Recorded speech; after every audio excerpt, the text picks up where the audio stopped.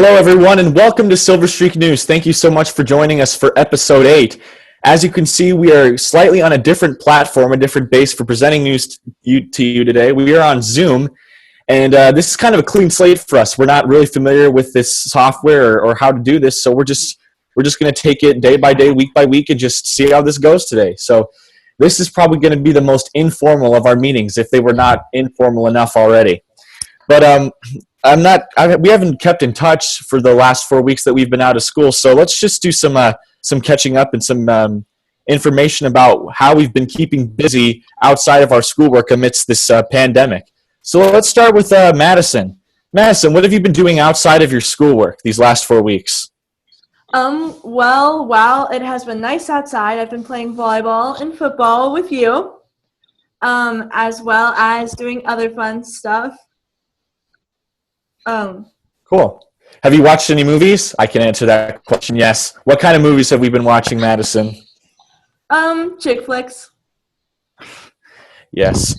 Unfortunately, Hallmark has gotten the best of my family. Not of me, but I prefer more of the historical fiction. But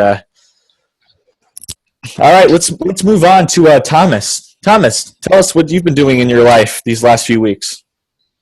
Well, I've been mostly playing games and tinkering with different electronical components I found around the house.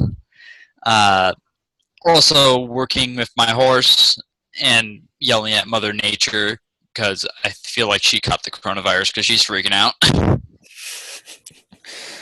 Wow, so that's an interesting story. So would you say that online school is, I'm going to say, is it better or worse than school in person?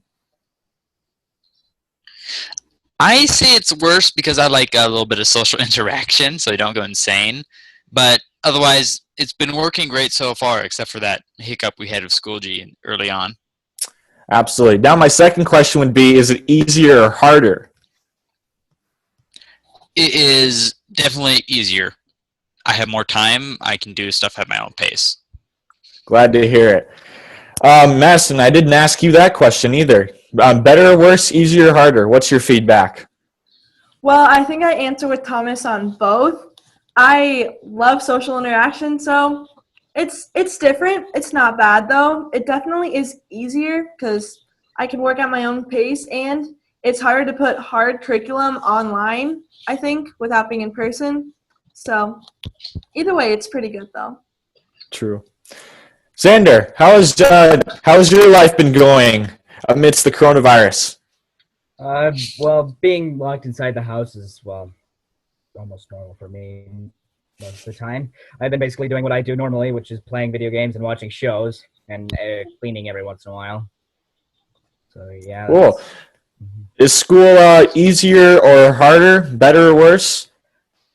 I would say the work is easier, except sometimes it's nice with regular schoolwork. You get kind of that intermission, kind of like when they lecture, so you get time not straight working all the time.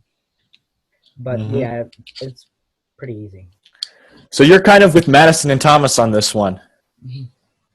Well, how ironic, because I am too. We must all be bred from the same blood or something. We're in complete agreement over this. All right, awesome. Well, I know for all of you watching this, it has been difficult to be stuck inside your house. I know personally I've developed a large case of cabin fever, and it is not going away. But even in all the uncertainty and all the negative, there's definitely positive things we could focus on, definitely a lot of lighthearted things we could focus on, benefits during this coronavirus. And I want to share some of these things. This is just something that's been going around the community and across the world, and I'm going to try to share my screen here. Can everybody see my screen right now? So this is an article. Okay, good. This is an article in the Osakis Review called the Be the Light Minnesota Movement, and it's basically where every night schools across the state turn on the lights around their sports complexes like football fields and baseball fields just to show that they support the coronavirus in whatever way they can, and kind of shining light in the darkness. It's an interesting metaphor. So here's some pictures. This is the Osakis football field, and I'm just going to scroll down the list here.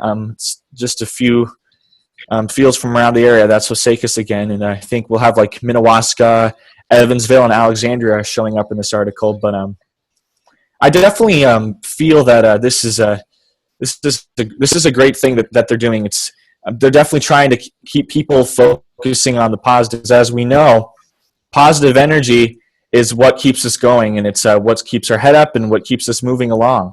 Whereas I'm sure we've all learned from our schoolwork, depression is not the way to go. It can lead to unwanted thoughts, unnecessary feelings, and possibly actions that could harm us, not even physically, but just mentally. So shout out to the Be the Light Minnesota movement. They're doing a great job.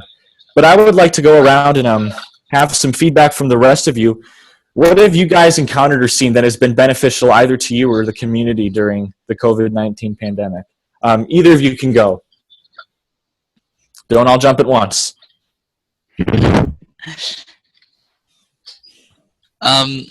Well, I've seen, as I drive around town limited occasions, I've been seeing objects in people's windows like hearts or what was the other one? I can't quite remember. Stuffed bears, I think? Yes, bears. Like teddy bears? I've been seeing things going on Facebook about it. I've been seeing it actually in real life happening, that they're trying to spread hope by putting these objects in the windows and trying to make a little game out of it. Cool, really cool. Yeah. Xander, have you seen anything, or are you been stuck in your house? I've basically been stuck in my house. There hasn't been much activity around here.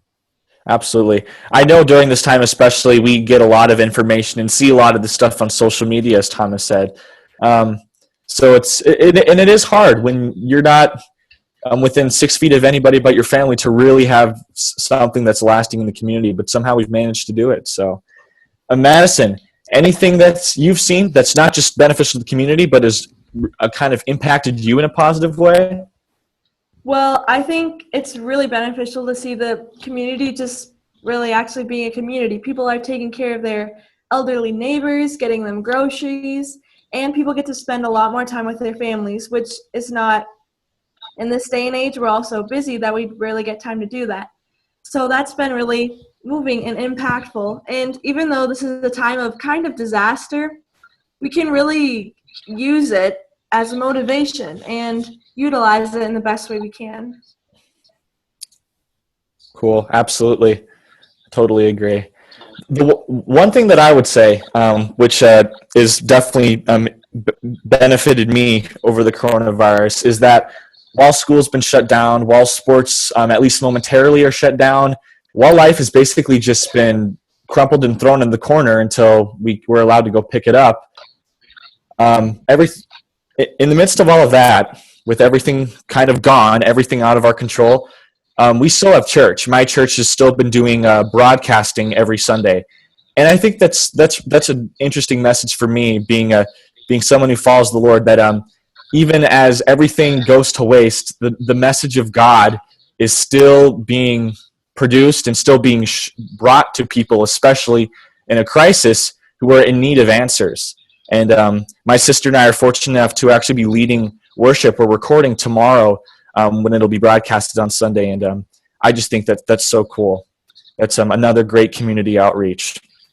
Does anyone else have anything else to add? This has been great. Well, I have to say, I'm very surprised, but apparently Tip Top is still open. So Really, they are? Yeah, I've been hearing that. Tip Top is essential. No matter what the government says, it's essential. All right. Well, if nobody has anything else, I think let's share with our audience what's planning to go on in the next few weeks with Silverstreak News. Is anyone inclined to share our plans? Madison, what's the plan for these next couple of weeks? What are we going to be broadcasting to our viewers? Is it going to be the academics, athletics, arts, and culture, or are we taking it to a different level? Well, we're changing it up quite a bit because it's quite impossible to talk about athletics when they don't exactly exist right now. So we're going to be focusing a lot on our seniors, what their plans are for next year, and a bunch of stuff like that. We're also going to be talking about the coronavirus, just keep you all informed and just things that are happening around the community. Over the next few weeks as we try to focus on the positives of our seniors. I will say there is some good news in the air, not only for the seniors, but for everybody.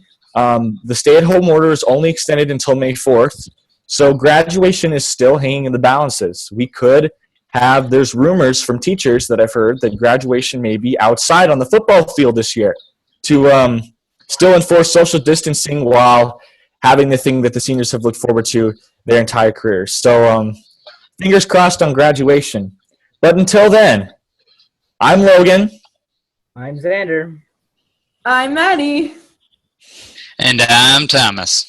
And we'll see you for Silverstreak News Episode 9, focusing on our seniors. Thank you for joining us today. Bye. Bye.